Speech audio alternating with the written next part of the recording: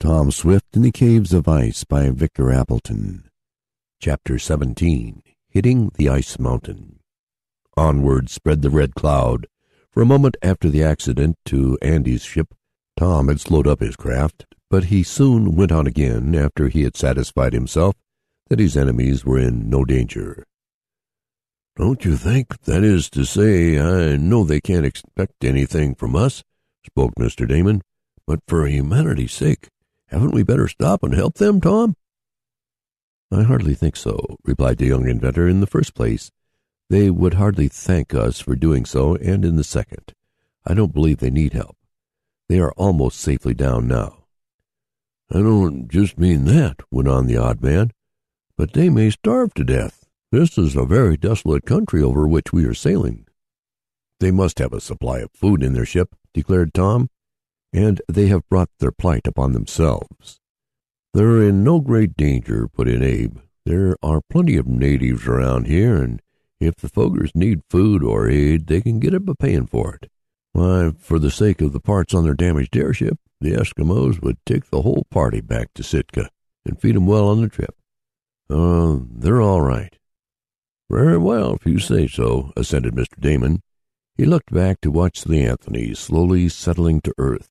It came gently down, proving that Tom knew whereof he spoke when he had said they could volplane down. Before the Red Cloud was out of sight, Tom and his companion saw Andy and his father leave their wrecked craft and ventured out on the snow-covered ground. The Foggers gazed enviously after the airship of our hero as they saw him still forging ahead toward the goal. "I guess Andy's stolen map won't be of much use to him," mused Tom. "Now we can put on all the speed we like." And with that he shifted the gears and levers until the airship was making exceedingly good time toward the Valley of Gold. The remainder of that day saw our adventurers pursuing their way eagerly. At times they were flying high, and again, when Abe suggested that they go down to observe the character of the country over which they were passing, they skimmed along just above the big mountains, which seemed almost like icebergs, so covered were they with frost and snow. They were indeed in a wild and desolate country. Below them stretched a seemingly endless waste of snow and ice, great forests interspersed with treeless patches, while now and then they sailed over a frozen lake.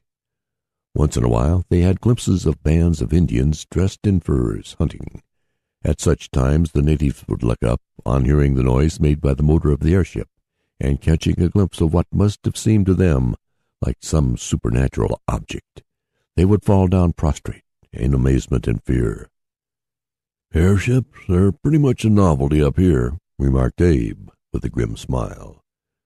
The weather was now very cold, and the gold seekers had to get out their heavy fur garments, of which they had brought along a goodly supply.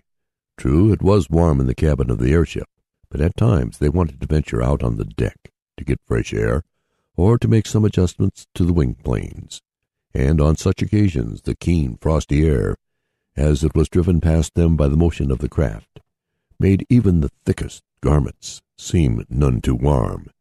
Then, too, it was colder at the elevation at which they flew than down on the ground. Another day found them in a still wilder and more desolate part of Alaska. There were scarcely any signs of habitation now, and the snow and ice seemed so thick that even a long summer of sunshine could hardly have melted it.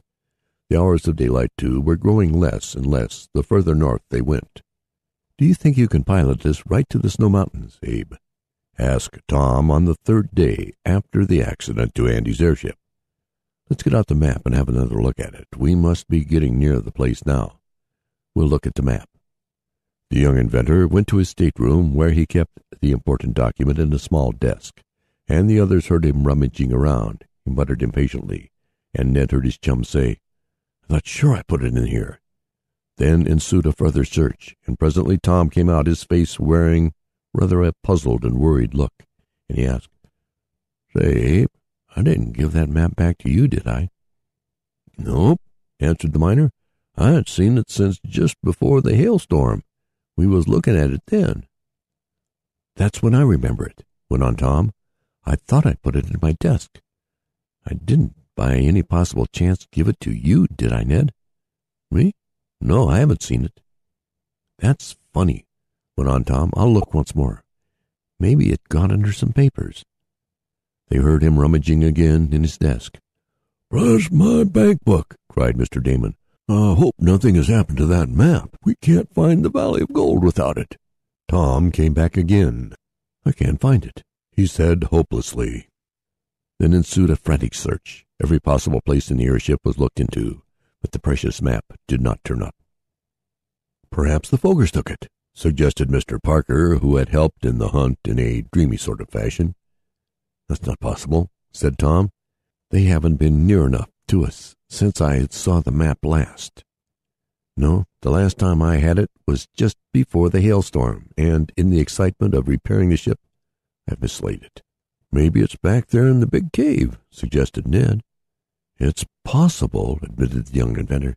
"It's very careless of me." "If you think it's in the cave, we'd better go back there and have a hunt for it," suggested Mr. Damon. "Otherwise, we're on a wild goose chase." "Don't go back," exclaimed old Abe. "I think we can find the Valley of Gold without the map, now that we've come this far.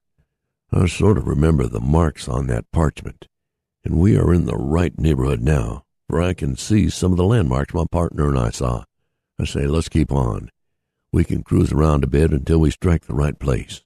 That won't take us so long as it would to go back to the cave. Besides, if we go back, the Fogers may get ahead of us." "With the broken airship?" asked Ned. "Can't they repair it?" demanded Abe. "Hardly up in this wild country," was Tom's opinion. "But perhaps it will be just as well to keep on. I have a hazy remembrance of the distances and directions on the map, and though it will take longer to hunt out the valley this way, I think we can do it. I can't forgive myself for my carelessness. I should have kept a copy of the map or given one of you folks one." But they would not hear of him blaming himself, and said it might have happened to anyone. It was decided that the map must be lost in the big cave, and if it was there, it was not likely to be found by their enemies. "We'll just have to prospect about a bit," declared Abe. "Only we'll do it in the air instead of on the ground." It was dusk when the fruitless search for the map was over, and they sat in the cabin discussing matters. The lights had not yet been switched on, and the Red Cloud was skimming along under the influence of the automatic rudders and the propellers. "Well, suppose we have supper," proposed Mr. Damon, who seemed to think eating a remedy for many ills, mental and bodily. "Brush my dessert spoon, but I'm hungry." He started toward the galley, while Tom went forward to the pilot house. Hardly had he reached it than there came a terrific crash, and the airship seemed tossed back by some giant hand. Everyone was thrown off his feet, and the lights, which had been turned on, suddenly went out. "What's the matter?" cried Ned. "Have we hit anything?" demanded Mr. Damon. "Hit anything? I should say we had," yelled Tom. "We've knocked a piece off a big mountain of ice." As he spoke, the airship began slowly settling toward the earth, for her machinery had been stopped by the terrific impact. End of chapter 17.